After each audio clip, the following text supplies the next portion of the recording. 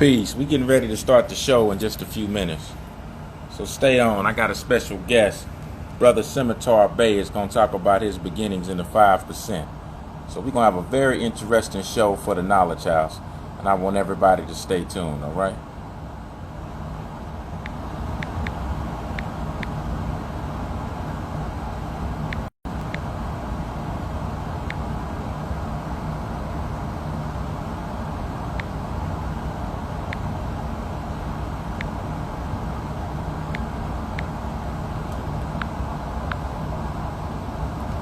Everybody stay tuned. I might have to go off of here and come back.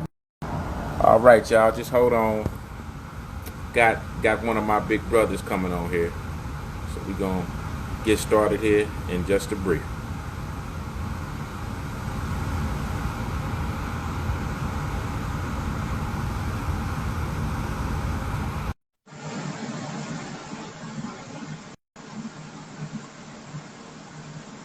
Thank you all for tuning in to the Knowledge House, Universal Knowledge.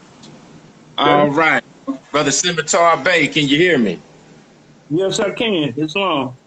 Islam. Brother, I want to thank you for coming on the show this evening at such short notice. We had actually did a show previously in the week, but we lost that recording to unforeseen circumstances, unfortunately.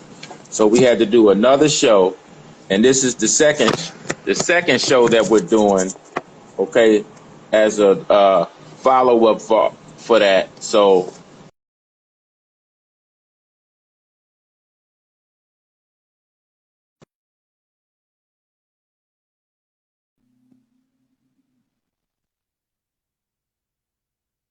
stay with me. I'm sorry, because it seems like every time we get started, I always have all these technical difficulties or whatever the case may be. Trying to get everything going. Hopefully that'll stay. Brother, can you fix your camera so you're not sideways? Can you do it another? Okay. I got you. Yeah, that's perfect. Yep, that's perfect, brother. That's perfect. Okay. So what sparked the initial conversation between me and Brother Scimitar Bey was this magical book right here. Right. So the brother saw this book when I posted it on Facebook, and the brother started crying. That's right.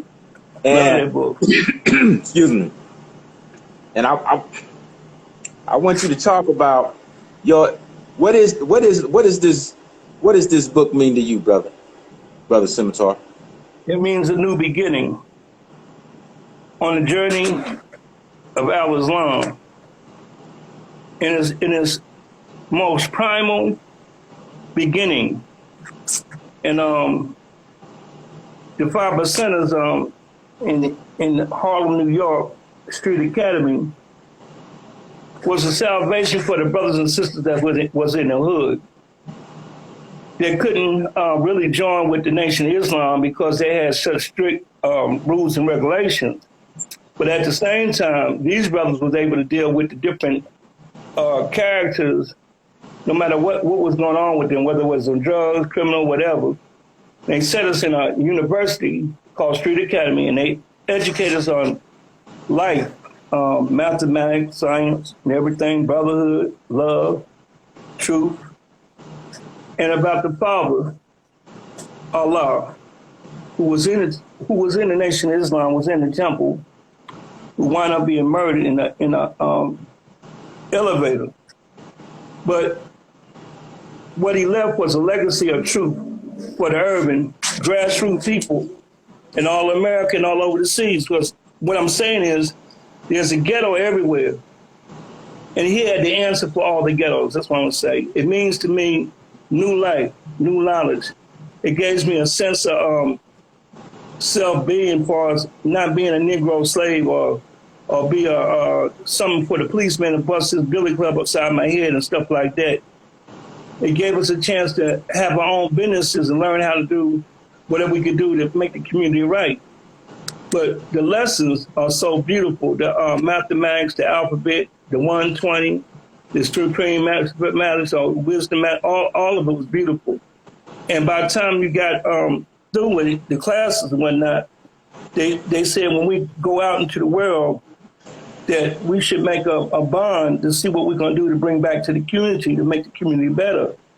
So we had to take a course somewhere, whether it was vocational or academic, for 8 years, and then come back and report to the Street Academy. And in this process, the brothers had gave us money, took us on trips, showed us different things in the community that we could do for one another. We met a lot of Black Panthers. We knew some of the Muslim brothers, but they wasn't too friendly with them for what happened to the father. But the thing that Okay, now we rolling, but I want to take a step back just for a brief and let everybody know who you are and how you came into the teachings of the 5%, if we could. Islam. Well, at that time, my name was Keith Rowley. I met a brother. This timeline is from 1968, 69, and 70. I met a brother in Jamaica, Queens, across the street from a school named 52 Public School. He was coming down that street with a Muhammad Speak newspaper. I was standing at my gate, and he asked me, brother, would you like to see the Muhammad Speak newspaper? I said, what's that? He said, it's a Black newspaper. So I said, I'll look at it. So his name was Brother Ali. I want you to remember why I say his name was Brother Ali, because at that time, they didn't have no holy names. They all had X's. So I don't know how he got his holy name, or his appellation I'm speaking of. So I look in that newspaper, and I seen a picture with a table setting, they eating dinner. And on that plate, it had a big old pig on there, and it had a big apple in his mouth. What caught my attention was the people looked just like the pig. They all had the round face, all that. They grunting at the table. So I said, why are these people looking like pigs? He said, because you are what you eat. I bust out laughing. I took the paper inside the house and said, Mama, you need to look at this newspaper. She looked at it. You got that Muhammad speaking. You take that junk out. I don't want to see that stuff. I looked at her. I said, what's wrong? It's just a newspaper. I said, Mama. So get that out of this house right now. So I went back and told Brother Ali. She wasn't too careful. She didn't too care for the paper. But I would like for you to come back again. So he left. I went in the house, showed my brothers and sisters the newspaper one night. My mother fussing. So my brothers and sisters teased me. Oh, you going to be a Muslim now, huh? You ain't going to eat no pork, huh? And they was teasing me at the table. You ain't eating no pork no more, right? So I hadn't joined nothing at that time. They just teasing me. So the next week came, he asked me to go to the temple in Corona, New York.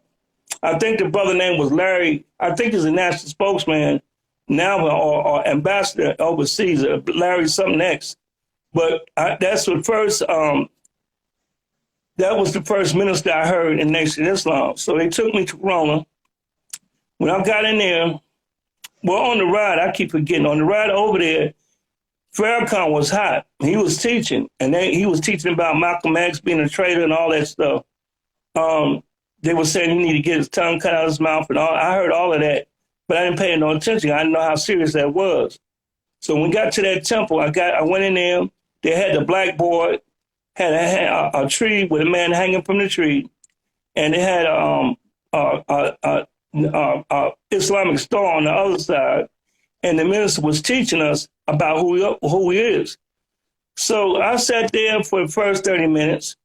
I liked it.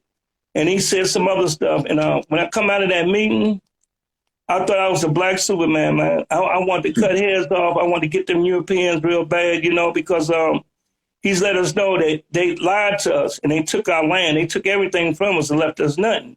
So I'm all fired up. When I got back to the house, Ali said, you want to join the temple? I said, I'm going to ask my mom, can I join the temple? So I said, Mama, I got to join this temple, man. They talking some real stuff. He's a powerful black man. She said, no, you can't join that because Farrakhan, just something happened to Malcolm X, and I don't want you in there. So I was 16, about 16 and a half years old at the time. So I had to tell Brother Ali, look, I appreciate the ride and everything, but my mother said I couldn't join. So after that, that was the end of me seeing Ali. I never seen him again after that. So I'll say about a month went by. I got me a job in Rochdale, Jamaica, Queens. This is where LL Cool J lived at. We knew him and everything. And I worked at a coffee ice cream parlor across the street from Rochdale Apartments, Rochdale Center. And a sister come in there with some brothers and whatnot, wearing turbans and whatnot. They had their little hats on, kufi hats like, and she introduced herself as Mekatama Aisha. So I asked her, why you wear your turban? She said, we 5%ers. She kicked the knowledge with me for a hot second.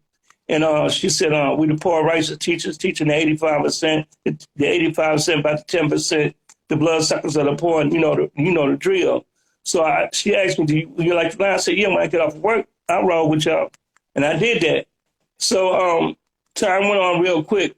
We finally went to this meeting in Harlem at the Street Academy, but it was in 2:00 in the afternoon in Parliament, in the park. I think it's called Mount Mars Park or something like that. But at 2:00, all the gods and earths got together in a circle, and they got whoever got in the middle had to kick the knowledge for that afternoon. So I listened to the guys, knowledge Allah, knowledge God. Let's see, PLR. It was a lot of them, man. It's just a lot of them, and they was kicking knowledge, you know. But this one brother, he got in the middle of that circle at that time, y'all. The sun hadn't came out that good yet, but he was kicking that wisdom so tough about us, who we are. The sun shining, split the clouds and came down to him like a beam of light, man. That caught my attention at that time. So I was talking to the brothers about that. You know, we still out there. That's the first time I went. We still out there. And so I said, I'd like to do that myself. So I got in the middle. I didn't know the mathematics and all that kind of stuff, but I was excited. So I said what I had to say, and I said, I appreciate y'all bringing me out here and learning about myself and who I am. But I'm choosing the name Knowledge God. One is knowledge, the seven is God. And when you put it together, it's better destroy. So from now on, I'll be called Knowledge God. That's how I became a 5%er. Now, I left there and came to Indianapolis. The reason why I came to Indianapolis was, man, this is deep. In the Springfield Gardens High School in Baisley, in Jamaica, Queens again, we had a black student union. So I was a 5% at that time, but we was dealing with social issues. And we had little shop, like we do little skits like Scared Straight, where we put people in the middle and we sit around them and we heat them up. We make them mad or whatever we can get out of them so they can regurgitate all the problems that they had. So it worked so good that somebody told the news people to come through and check us out. So they put that session on reported, and they showed that whole session on the newsreel. I mean, on the evening news that evening. Next time I know they had some people that come down there and want to take us up to upstate New York and do us some more training. So we did that. When we came back, I was going home on a school bus, and all of a sudden I heard this young brother hollering about, I don't know what keeps so high and mighty for. His mother's on drugs and whatnot. So I said, Spy, this dude named Spy, I said, what are you talking about? He said, man, you talking all that stuff about what y'all doing for people. Your mother's on drugs. What you doing for her? So I got off my seat. I was getting ready to go and do my thing with him, but they stopped it. So by the time we got to the bus stop, Spivey asked, said, Keith, you don't know? I said, no, I don't know. I come home, everything seemed the same. You know, and I wasn't still getting this behind. He said, he apologized to me, though, Kareem. He said, look, I was just jealous because you was getting all that attention. I didn't know you really didn't know. I said, I'm going to check you out later, Spivey. But you know who gave her that? He wouldn't tell us. So I went home. I asked Mama, what's up? She told me what's up. I said, you going to tell me and Doc who gave it to you? She said, no. So at that time, I had went in my room, and I said, I can't do this shit no more. I can't. I'm trying to do good in school. I work hard. I'm the oldest child, and this is crazy. So what I did was I went to Jamaica Avenue in New York City. A lot of people know where Jamaica Avenue. I went up there, and they had a Job Corps office there. I was 16 and a half years old. I went in there, I filled out the application. I lied about my age. The lady said, boy, you ain't no damn 17 years old. I said, no, I'm 16 and a half years old. But if you don't get me the hell out of here, I'm going to die. So she gave me a bus ticket to go to Job Corps that day, and I left. I had left a note on the bed of my mama and told her what's wrong with me. And I came here. Now, Kareem, at that time, the Job Corps post was over there on 16th Street and White River Parkway. And it had Job Corps states, like a youth project. We did everything over there. And then the bus would come and take us into Indianapolis to go to Harry Livingston to buy our clothes and whatnot, and then bring us back. But one time, the Muslim brother named Booker T. Sappho came out there, and he took us to the temple. So we took us to the temple a couple times. The third time I joined the temple. But I went with a Civil Cadet Air Patrol because I was learning how to fly airplanes. So when I got there, they see me in a uniform. I seen the brothers in their uniforms. And we talked. From that point on, I became a Muslim. I was this temple number? Excuse me. Was this temple number 74? Right, temple number 74 and 42nd in college. You know what? That's funny, Kareem. Every time we have a temple and we move it, they always either put a police station on that thing or something else that control the people. I've seen that in the other cities. Every time a temple go down, they put a police station on there or some kind of, what you call, man, I hate when I tell to his brothers, but they put some kind of, where they can watch what the Negroes do in the community. But it's a police station there right now. But I'm going to tell you, that temple was a powerful temple. And I owe my life to the brothers and the sisters and all. Let me calm down, man. I get like this. Y'all got to forgive me. Here's what happened in the temple, though. We learned about Elijah Muhammad and everything. And we drilled. We had the FOI, was the Fruit of Islam. And Captain Willard was the captain at that time. He's deceased now. He used to take us over there at the White River Parkway, and we used to run the whole around the whole park from one end to the other for drilling. And we did exercise and all the kind of stuff there. It'd be at 6 o'clock in the morning, Kareem. He'd have us look up in the sky and show us some different stars, talking about the mothership, the different stars, the baby stars with the baby ships that's coming out of the mothership and whatnot. I mean, he gave us the whole 9 yards. And after that, I just grew up. And when we get in the temple, we do caters, march and drill, stuff like that. So every time he asked to do something, he'd call out, Brother Key X, tell me what Supreme Mathematics number 1 is. And I'll tell him. And tell Supreme Mathematics what number 10, and I'll tell him. And then he said alphabet this, and I would tell him. And then the other brothers would get mad. He said, he ain't nothing but 69 years old. How you got them lessons? So Brother Captain would laugh at them. Y'all need to study more. That's what y'all need to do. Don't worry about how you got them lessons. So I met Muhammad Ali, 75, in Cleveland, Ohio. He bought the temple there. Brother Minister Hamza was the minister, and Alfonso was the captain at that time. And when we talked to him that day, he went down to fight some Caucasian guy. He said he's going to beat this dude's behind and then buy the temple, a whole shopping center. And he did. We walked that whole shopping center and whatnot. Well, the back end of that is the administrators, they took advantage of the money. They sold the daggone shopping mall and kept the money. But the brother was smooth. He was nice, and he talked to us like we was his brother. He wasn't arrogant at all. Who was this now? Muhammad Ali. I shook his hand. I was selling newspapers and whatnot. He talked to us. He was real nice. And he was calm, too. Very calm, brother, you know. Even when he's funny, he was real calm when he get around being out of Muslim brothers. You know, he treated us right. He treated us to a lot of things. He taught us some things also. So on the way back to Indianapolis, I moved back here. Different things went down with the temple. We moved from Central, then we moved to 38th and Emerson, and now it's with the brothers in New Orleans. I don't know where they moved at yet. I forgot the address. But I've been through all them different stages, and that was a womb that I grew up in, and I loved them dearly. There's one more thing I think I'm missing. Oh, I wanted you to. At 16 and a half years old, they had us hold post for the Honorable Elijah Muhammad in Nashville, Tennessee Armory. So when we got there, they put the brothers on post, and Captain Willard and the other lieutenants, they put me on a post at a door. Now, I'm $150. I'm 150 pounds, 16 and a half years old. I'm standing up there. He gave my orders, and you don't play. You don't break them orders or you're going to have an issue. So I'm standing there. I'm looking at the door, making sure everything okay. And all of a sudden, a whole platoon of soldiers came up to that door. So the lieutenant came over to me and asked me, what you doing? I said, you can't come in here. He said, we got to come through. I said, you're not getting through this door. He said, well, I'm standing post for Honorable Elijah Muhammad. You're not coming through this door. He said, man, young man, you see all these men? I said, I don't care. You can't come through here. My captain said you can't come in. So we going back and forth, back and forth. So the captain and lieutenants ran over there to me and said, and I stood at attention. And he asked me, Brother Keith asked, what's wrong? He wants to come in here. I told him he can't come in here. He can't. So it was funny because the lieutenant looked at me and looked at him, and the brother captain said, no, he's on post. He's doing like he said. So he told the Captain Willie, he said, you got a good soldier here because this man ain't got no fear. I told him, look at all these men out here. He said, I'd rather get a whipping from y'all here, take a whipping from y'all than take what I got to take from them. I ain't handing. You can't come in this army.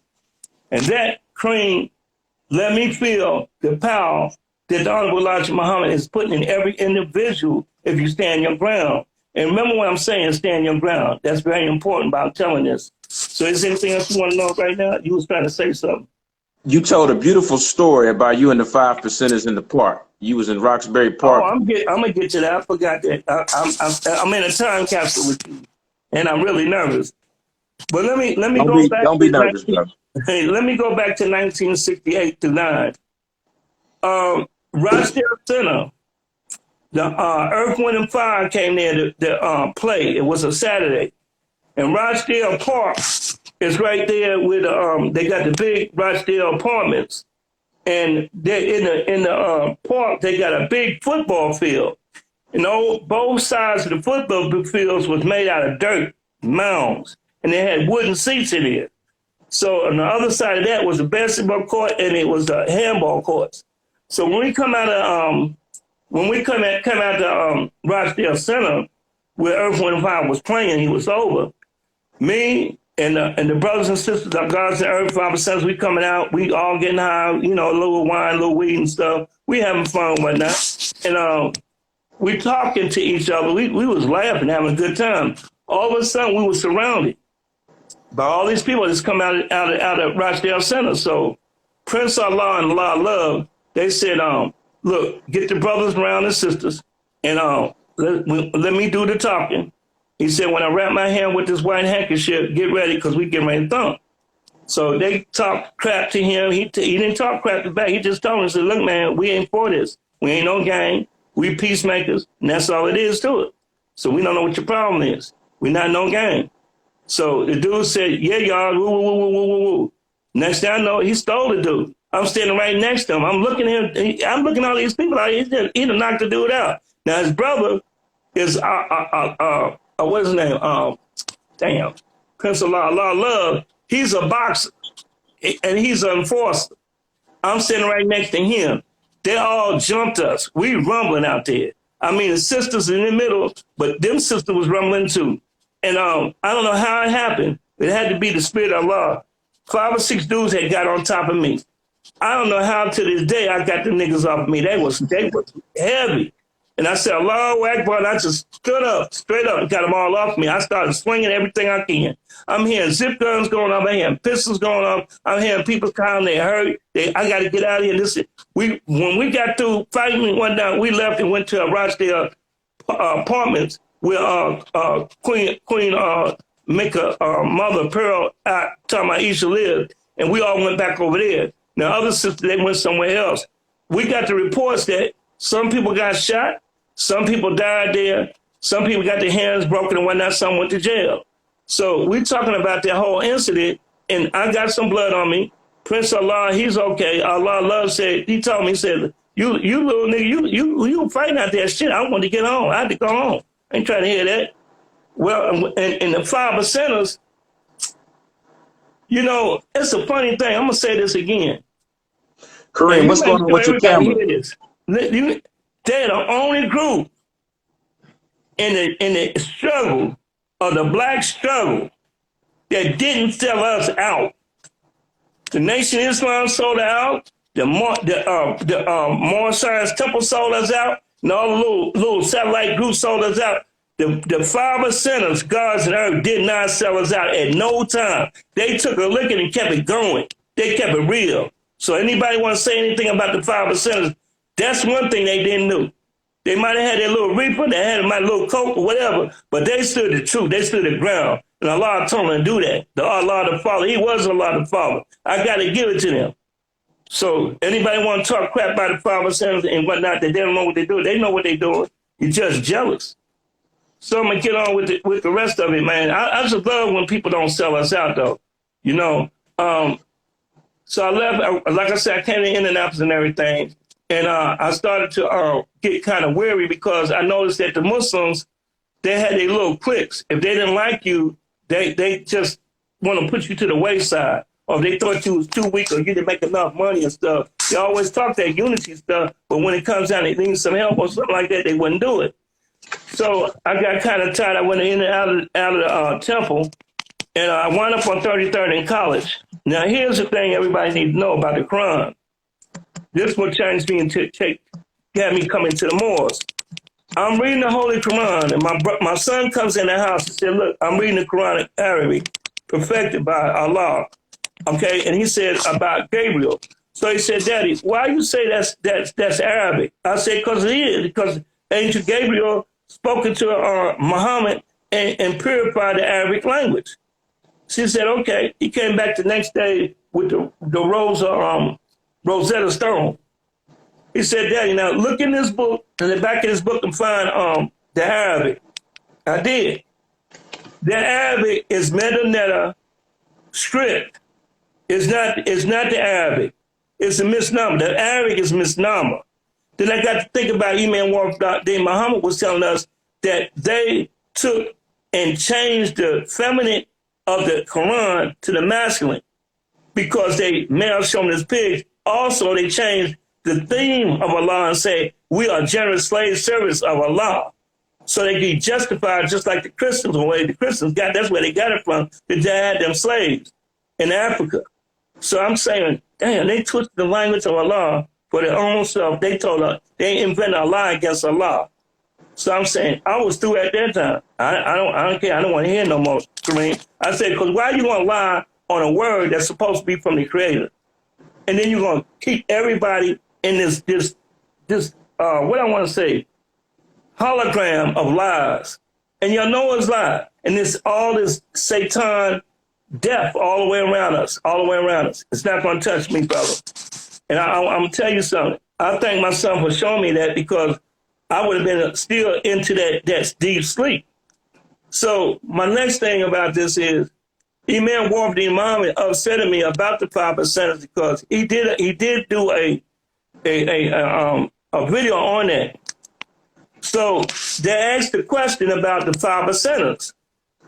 So what disgusted me with his answer, I thought he was being fair about everybody, but he said, we don't associate with them because they're doing things they ain't got no business doing.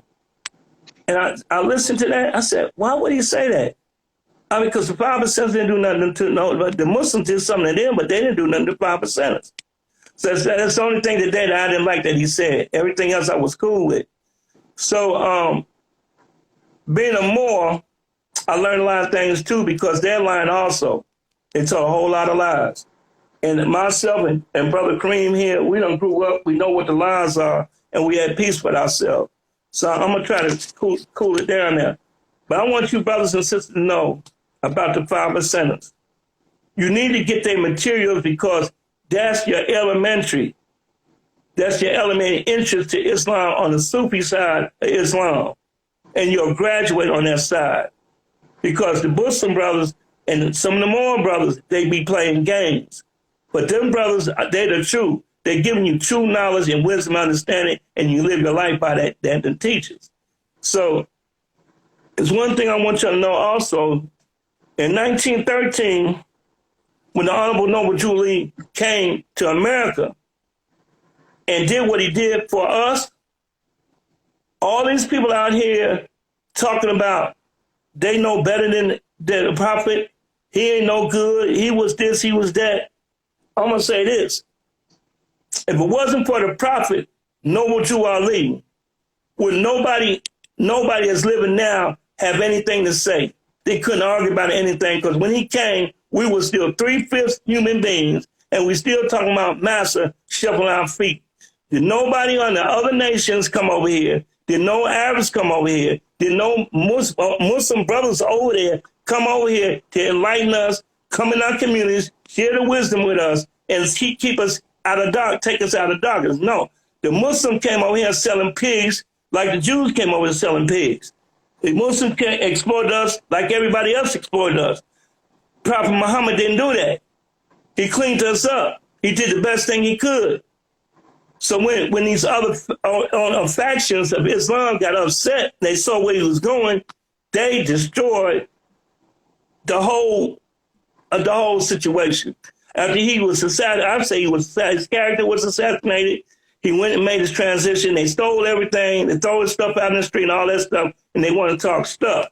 Well, I'll tell you what, they're going to pay for that. They're going to pay the hellfires for that because he came with the whole truth, nothing but the truth.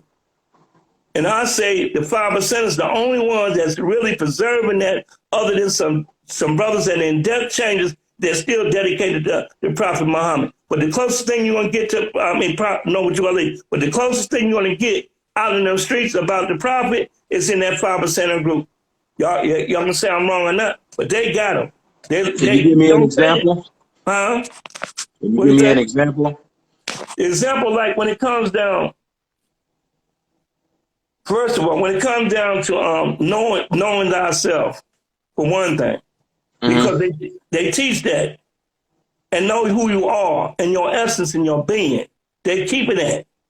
You know, as far as being saying like, okay, here these Muslim brothers, Morris brothers saying that you have to follow the 14th Amendment, keep your driver license, do the laws of the land like they tell you to, because you're scared to death to stand up for yourself.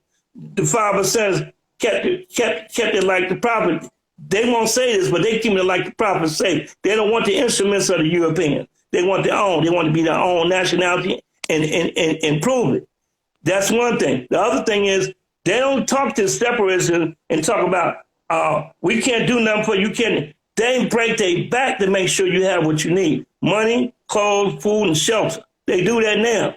If they're in New York City, at that street academy, they're going to help you. Not the Moors. The Moors going to tell you, no, man, I got no money. I can't do it. Or here's some lessons. You can buy some lessons for $1,500. You can buy some lessons for $1,000, but I ain't got no money to give you.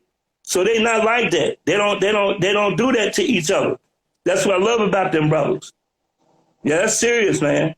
You got sisters running around here, babies and stuff, on welfare, on Section 8 housing, and you got these men running around with these turbans and stuff talking about the Honorable Noble Jewish League representatives. They committing fornication. They got drugs going out. They blaspheme the Prophet and everything to make their own self look good, and that's crap. They're going to get the hellfire for that.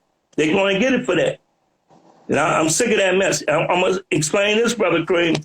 I told you, like, on the proclamation, you're supposed to proclaim your nationality and birthright. But there was another part of that, brothers and sisters. And this will trickle back down to the 5%ers too, because I'll make sure they do. You can proclaim yourself without being a Moor, per se, M-O-R-S. You don't have to claim Moor because you are a Moor, M-U-U-R. Why you're more M-U-U-R? Because your inner being is that. You can't see that. And they don't teach you that. Well, if you're saying you can proclaim your nationality without being a Moor, going off of what the Prophet's teachings are in Acts 6, he said, with us, all members must proclaim your nationality. So if you don't proclaim your nationality as a Moor, what do you use then? What I use now, I don't say Moor, because I know the real Moor is inside of y'all. Can't see that. Original, autochthonous, indigenous, spirit man or spirit woman, period. That's what I put down, because they can't see that. They only can hear me say that, so they can't dress me up with the other bullshit. But when you say, I'm sorry, forgive me for that, but when you say Moor, M-O-R, you saying the same thing as you saying B-L-A-K-C-K, black, because M-O-R on the hieroglyphics mean dead people. Dead people. Okay, now I was talking to one of... Huh? Okay, excuse me. Just for clarifications, in Act 6, Noble Drew Ali states that we are not Negro, black folks, colored people, or Ethiopians because these names were given to slaves by slaveholders in 1779 and lasting until 1865 during the time of slavery. But this is a new era of time now, and all men now must proclaim their free national name to be recognized by the government in which they live and the nations of the earth. So if you proclaim your nationality to be spirit, Prophet Noble Drew Ali, sticking with his teachings, said that in order for you to be a free people and to have a nation, you must have a free national name and a flag. So if you're claiming yourself to be Aboriginal and Indigenous and autochthon, Not Aboriginal, original. okay, if you claiming to be original and Indigenous, what is your free national name and what is your flag? It's still Moorish American, the free national name, and your flag is the Moroccan government, because that's dealing with your interface with the society. That's it. That's what's happening with that. Okay, now I was talking to one of the gods, and he gave me some Jews on why the nation of gods and earth, so the 5%ers, use the word black. And he said when Noble Drew Ali came, he was speaking in legalese and using political science. So in the courtroom, you can't use the word black.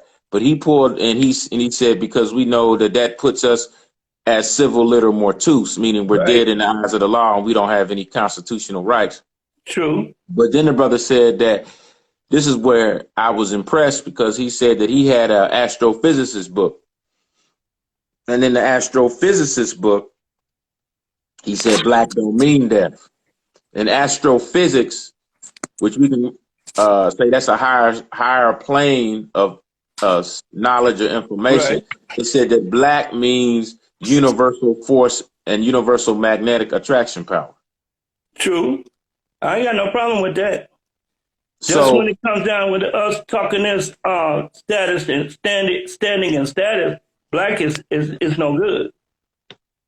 Right. So my main thing is doing our lives, and in memory of the sister Sakara, the queen, we call our lives the knowledge house, to keep that going.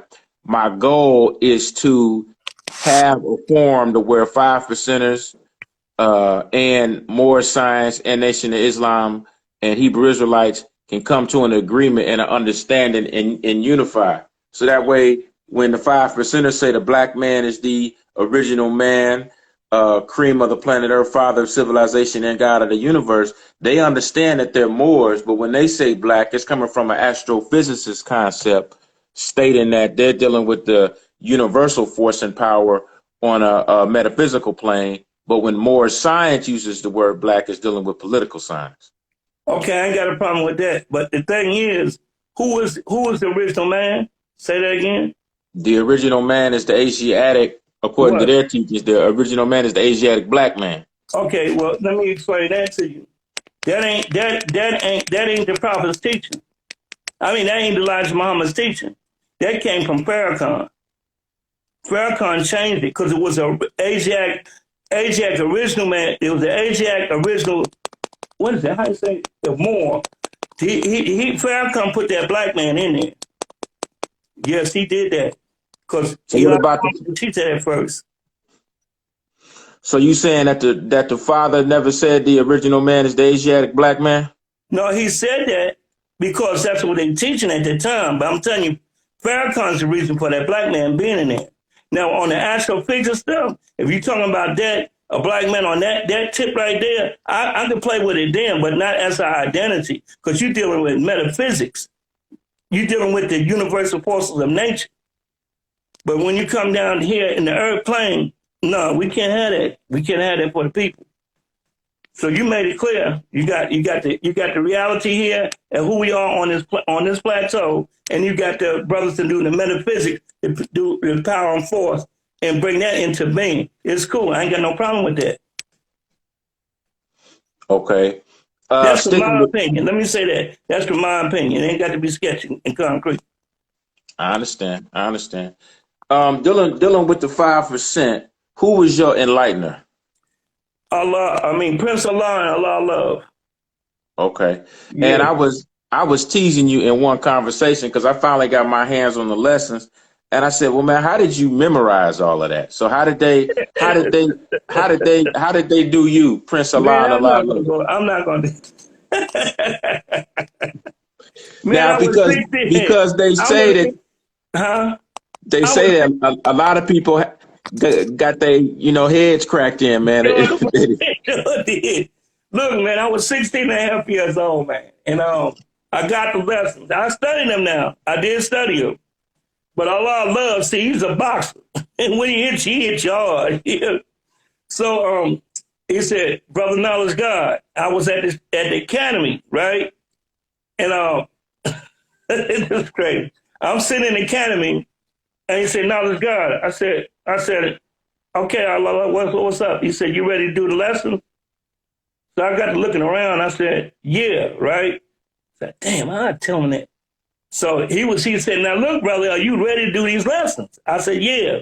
I got to one. I said, boy, if I slip up, man, I don't want to head with. This is what I'm thinking, right? At that time, I'm gonna show you how law worked with me. Some sisters walked in the room, right? I was hesitating at that time. But when the sisters came in the room, I straightened my shit up, right? And I got to quote them damn lessons. So when I got finished quoting them lessons, I'm gonna give you a piece of that when I get through. He said, yeah, nigga, you saw them sisters coming here. You don't want no, you don't want no women. Like, I can see him saying that today. We bust out laughing, man. Yeah, you see the sisters, you don't want to get embarrassed. So, yeah, the mathematics is you got supreme mathematics, 1 through 10. Oh, you know what? You got to get the what is that book? The tablet. You got the tablet, the holy Okay. tablet. Man, You talking about got Dr. York? I don't, yeah, but man, what he did with the father in that book, he explained every one of those. Man, you got to get there, brother, because it's deep. He has Elijah Muhammad there. He got father in there. He got a lot of people in there, and he got their lessons, what they taught, way deeper than what they gave us. You got to look at that book. But 1 is knowledge, 2 is wisdom, 3 is understanding, 4 is culture and refinement, 5 is power, 6 is equality, 7 is God, 8 is build and destroy, 9 is be unborn, and cipher is the new beginning.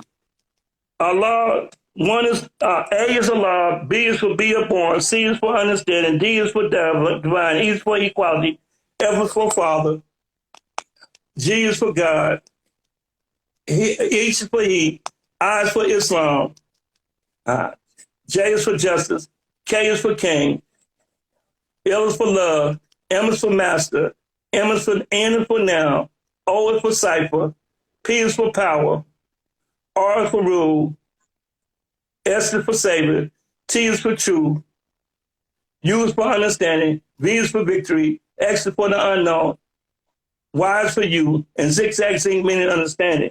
That's the supreme alphabet. And in those different lessons, they had a paragraph for under each daggone one of those. And when you read that, man, I'm telling you, you're going to be wise. You're going to be wise. You got to read about 7 times because the supreme mathematics, the supreme alphabet is who you are. It's your essence and your being. And when you put that in your very mindset of your spiritual being on the inside, you come alive. You're not sleeping no more. Ain't no way you're going to be asleep the way they broke that down. Now, I only quoted that much because there's some other stuff I know, but I don't want to trip on it right now. But I'm going to just tell you like this, man. I know I'm not professional. I know I don't do it the way you like to do it because I see you looking at me, but I love you for taking a chance with me because I can mess up some stuff. But I'm 64 years old. I love the journey I took. If I had to do it again, brother and sister, I would never do it again. I'd do the same damn thing. Because it's what made me who I am now to be able to tell you these stories on this Instagram. But one thing I'm sick of, Kareem, we all say Islam. I don't care who it is. Even nature say Islam. Because the way that it's the essence of the whole daggone planet. It's older than sun, moon, and stars. But this disunity disgusts me.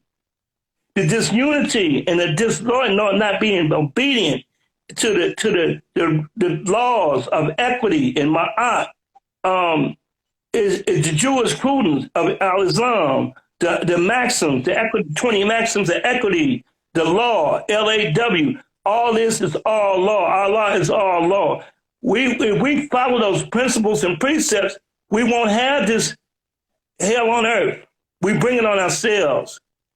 So that's why I'm going to get back to what more mean. If y'all don't understand that more, you can never see it because you're supposed to see within yourself.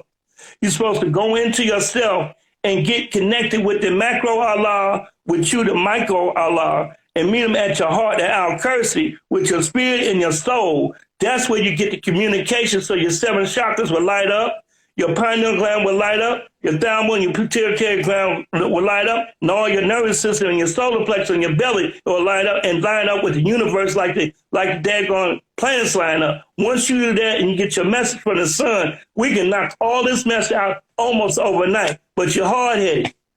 You're hard-headed out here. You're scared to death.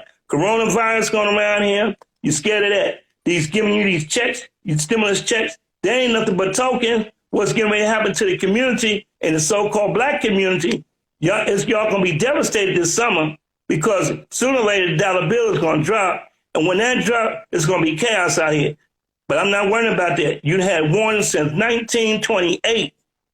Everybody warned us at this day, and we live in this day now. So if you don't get your soul right like you're supposed to, and you're running after fiat, you're running to beating people out of their money and stuff, you're doing all that kind of stuff, Allah is not going to bless you. The ancestors not going to bless you. And the demon, the devils, and all that is going to get a hold to you. They'll say out there to get you. But I'm just telling like it is. You got any more questions? I'm on the road. Nah, man, we love it, man. I thank you, man, for coming on tonight at such short notice and redoing the show and doing that for us. I want to take time out to make sure that everybody checks out the website, universalknowledgepublications.com. And one of the guys, his name is Born Knowledge. He's out of Brooklyn. He wrote a beautiful book called The Blueprint to the God, and he wrote 3 books. But this is actually my favorite. It is on the website, and it's an easy read, a fairly not a real thick book, but it's very nice, very professionally done.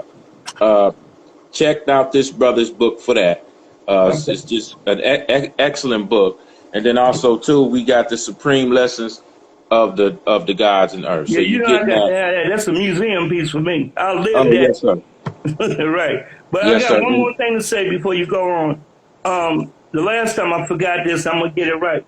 Baba, brother Reggie Jones, he's a alumni of the Christian Saturday High School. He known me since I was 17 years old. That man never left my side. He watched me grow. And he actually carried me through all my perils in Indianapolis. Wherever I went, if I called for him, he came to me to help me out. He's been an angel to me. And I want y'all to know that Reggie Jones in Indianapolis, Indiana, he has really stuck by me. There's a lot of other people that have, but not like him. He never gave up till this day, and we still together. I didn't do this the last time. I'll make sure I do it this time. Like I said, there's a lot of other people that I can say, but at another time, I'll do that. But here, he has been a real, true brother. He's Baba. He's 80 years old. He's going through some changes with his body and whatnot, but he keep coming out triumphantly. So I love that brother, and he's going to be like friend. I think his birthday is on the 13th and mine is on the 6th of June. So we in the same time and when it come down to birth, we're both Gemini. And we just been killing it. Come up with desegregation. You remember desegregation? I was part of that. He was part of that. Then after they desegregation, then they that was a crazy thing how they did that. Then they had all these different school what they call superintendents come in and try to take the IPS school over, and they messed that up. Then they messed so many things up in the public. I don't think they ever get it again. I think we're going to be doing virtual school in a minute where everybody has to stay home. Okay, somebody asked, what was the name of that book? The name of the book is called Blueprint of the God, and then we got the Supreme Lessons of the Gods and Earths. Okay, and then too, they was asking all of this online. Give me 1 second because I meant to have this book for the show, Kareem, and it wasn't my intention. Let me go and grab it real quick. You got them buttons? Nah, just hold on for a second. Okay. I'll be right back. I got another book I want the people to okay. go in real quick. Yeah, it's like, who all is listening. Y'all have a soul inside of you, man. You have your whole Most High is inside of you. You have to go inside. Don't look for nothing on the outside, because the outside, your two eyes are deceiving you. You need to look at through your pineal glands and all your sensories on the inside of your body. Your body is your avatar. Your being is the more, is your spirit on the inside. And you need to not mix it up. Your body is just a robot, like a car runs you around and you get out of it. But understand this, your Most High is inside of you. I don't say God. Okay, I'm just saying Most High, macro, and Most High, micro. And you the macro, Most High. And you both meet right there at your heart, our curse, your soul and your spirit and your mentality. And I'm going to say peace and love on that tip. It's inside of you. Your whole universe is inside of you. Your whole future and past is inside of you. Call on it and your ancestors to help you. Read that through your blood cells and everything, because your whole ancestry is inside of you. And soon here we're gonna pick a day. Look like it's gonna be Saturday. We're gonna have empowerment meetings too. So for the people who are interested in the 5%, we're gonna have that too. And y'all always welcome to come back. Some of the other books that goes along as a supplement with the Supreme Lessons. The Supreme Lessons are by the Father, and this is a picture of the Father here. For those that don't know, this is a picture of the Father. Okay, That's Father him. Allah. This is him. Okay, and this is the lessons. Okay, and that's the flag. Okay, now those lessons originally came out of this book. Okay, and this Right, book is here. This is the Supreme Lessons. This is question and answer by Master Farad and the Most right. Honorable Elijah Muhammad that Yeah, came in the year between 1930 and 1934. there you Okay, go. so that's that demonstration. Now, once we get an understanding of that, we also got the FOI training manual. Definitely need Okay? that. We got to have that, man, for the Right. regimentation. This is not That's just for right. you, but it's for the children That's that right. come after you, right? Then we Yeah. got for our sisters, so that way they can learn how to cook, sew, and take care of a home. We also got the MGT training manual. That's Honorable Elijah Muhammad's wife. Yes, this is Sister Claire Muhammad. Allahu Akbar. Peace Sister and blessings Claire Muhammad. Muhammad. Right. Mhm. Okay. And then also too, some of my most favorite books, the proper handling of people. Okay, Okay. this is the science right here, the proper handling of people, because it's a certain dialogue that the nation has when we deal with people. And then for those two, what made Malcolm and Farrakhan so powerful? The supreme guide to the ministry. All right. I like that. But it This is sure this was. is this is how the workings of how you build a nation now. The man behind the men. Okay, Noble Drew Yeah. Ali in the year Yeah. 1913. This is what he came with, and this is how he built his Moorish Science, the temple, the Holy Quran, and the Moorish Right. Science Temple of America. And Right. notice the similarities between the symbols. So we're still the Asiatic nation. That's I'm right. here for the whole Asiatic family, so I want y'all to see the comparison: the seven, Right. and the crescent, and Yeah. and the Sure. logo. Right. Okay. Mm-hmm. So Yeah. it's no split. We all one family. We got the Thank you. healing oil. So if you got arthritis, you got toothache pain, things of that. Mm-hmm. We got the healing oil, and then we also got the bath compound. It's good for you, like similar to an Epsom salt. All this we have available as an economic program because the Most Honorable Elijah Muhammad, along with the Prophet Noble Drew Ali, always taught do for self. And then also, of course, too, we got the mass. Okay. So if Hello, y'all like Akbar. these, That's right. come on. How The much is mask. that? If we gonna do anything, we gonna show Morris pride. And then I got the Nation of God and Earth mask too. Let me Five see that. 5% of mask. I got those too. They all for a good price. Price is $15. Okay, cool. And then I got the message to the black man. I got those masks coming as well. What, Okay. the books? The books, I gotta order some more of Message to the Black Man, but I got a brother that makes the mask called Message to the Black Man. Oh, okay, cool. So we got that as well. Okay. All right. So the economic program is designed so that way we can have schools, hospitals, Right. housing, things of that nature. We have to corner the market and build our own infrastructure and build our own industry. We have to Thank have our you. own schools. I mean, Right. yeah, we're coming to a point to where we do have the online schools, but we need our own. So Right. everything that Elijah Muhammad built, we need. Elijah Muhammad had a bank. Right. Uh, he had apartment housing. He had grocery stores. He had the restaurant. We need to have those in every city. Every temple needs an economic program. Every Right. Moorish Science temple needs an economic program. Prophet Right. Noble Drew Ali taught that we need a laundromat and grocery store. You know, That's these right. things are things that we can do to make our condition better. You know what Amen. I mean? So this is all information for liberation. So make sure y'all come back and join us for another show. Check out the website, Universal Knowledge Universal knowledge. Publications.com. Right. Okay? We And all all one these people. things are available on the website. Right. Okay? Right. So On a common note, Brother Crane, I'm going to say this to the community. When you take all these dressings that we put over ourselves, we come in this earth naked. We're going to go out naked. All you have is the body that you walk around in. And when that body is laid to rest, you're going to leave the body, the soul, the spirit is going to go back to the essence, to where you came from. So I'm trying to give y'all a picture. I don't care what you're hollering, what you're saying. You all are one. Every one of us got the same thing. We got the same spirit, the same pituitary gland, the thymus.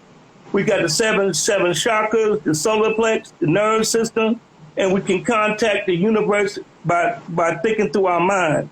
Every one of us got the same thing. We need to unify ourselves on that. And once you unify yourself over that, no matter what you put on, no matter what clothes you put on, no matter what you speak, in your mindset is all going to be the same. And you're going to have a beautiful, peaceful relationship with the humanity of the planet. You got to think you want the life and death of one individual, brothers and sisters, is like the life and death of a whole nation. So we got to transform and transmogrify our thinking. Our thinking got to change because our thought is the most powerful thing in the universe.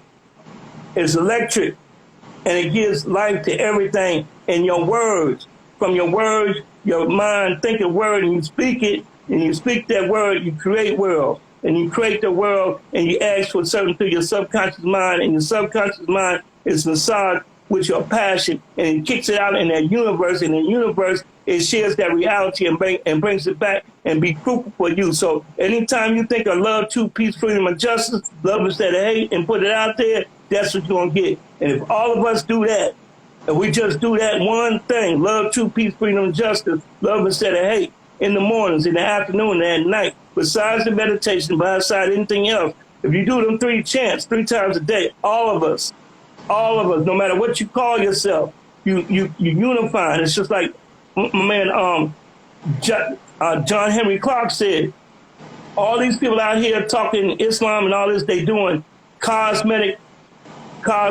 revolution. It has no substance. So I'm giving you a key. We all think of one thought. He said 1 billion people think of one thought.